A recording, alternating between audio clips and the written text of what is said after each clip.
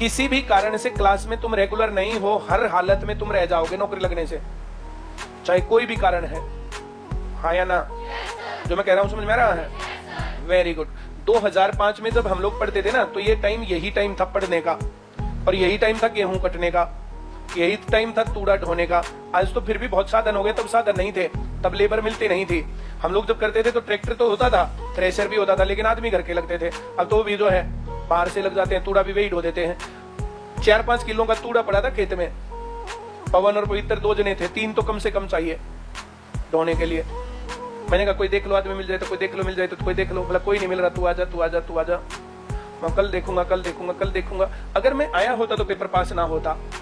आंख बंद करनी पड़ती कुछ पार्ट्स पर से, उस टाइम पर पढ़ना पड़ता है।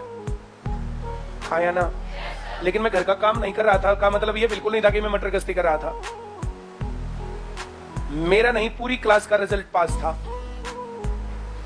क्लास में मैंने रूल बनाए, मैंने सब कुछ किया। मैं क्लास में जो है यार 2 दिन तूड़ा ढुआ के आना पड़ेगा, तो बाकी लोगों के काम ही नहीं है। क्यों? हमारा कुत्ता कुत्ता, तेरा कुत्ता टॉमी। रूल्स रेगुलेशंस तो सबके ऊपर बराबर होने चाहिए ना? हाँ या ना? अभी इस बात पर बताओ, तूड़ा भी ना ढुआऊं, घर का काम भी ना करे, ये ना करे। आंधी आई और सारा तूड़ा उड़ गया। ये नहीं था कि 5-4 दिन बाद वो मिल गया, आदमी मिला नहीं, आंधी आई और सारा तूड़ा उड़ गया।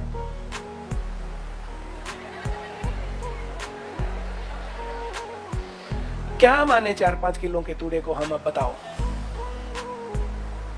ये दिन देखने के लिए इन दिनों से संघर्ष करना पड़ता है। अब जिन लोगों को काम और ये सब बातें हैं ना, ये डिफरेंस है। हाँ या ना? तुम मुझे कोई ऐसी बात बता ही नहीं सकते कि तुम्हारी लाइफ में ये चल रहा है और वो मैंने नहीं भुगता। तुम कितनी लंबी छलांग मार लो, मेरे से अंदर अंदर हो। इसलिए कहानी है। हाँ या ना? मेरी माँ भयंकर बीमार थी। उस टाइम पर मैंने अपनी माँ के पास, एक आदमी जब मैं होता था घर पे तो मैं सोता था, और नहीं तो कोई एक आदमी माँ के पास सोएगा, कभी काम करे रात को मरी मिले। खूब केयर की। लेकिन दिन में मैं घर में पड़ा रहता था, पढ़ता था, और वो खेत में काम करती थी। और सारे गांव के लोग मुझे गालियां देते थे कि बेशरम सांड सा घर पे पड़ा रहता है, इसकी माँ खेत में काम करती है। इसी भाषा में बोलते थे। जो मैं कह रहा हूं समझ में आ रहा? उसके साथ और भी अलंकार होते थे। तो गांव में जो अलंकार मिलते हैं वे सारे, हमारा भी तो गांव वैसा ही था। क्यों? और सबको अपना गांव 2 डिग्री एक्स्ट्रा लगता है कि ठीक है, सारे गांव में बहुत सारी भयंकर कुरी थी, यहाँ पर हमारे में एक्स्ट्रा, क्योंकि देखते ही वही है। मुझे तुम्हारे गांव के बारे में क्या पता भाई, मैंने तुम्हारा गांव देखा थोड़ी है। और ऐसे गांव देखना, वो देखना थोड़ी होता। दूसरे के गांव में, दूसरे घर में जाते हैं तो कोई लड़ता हो, जब भी चुपचाप बैठ जाएंगे, बैठ के ना हाँ ये वो फलाना।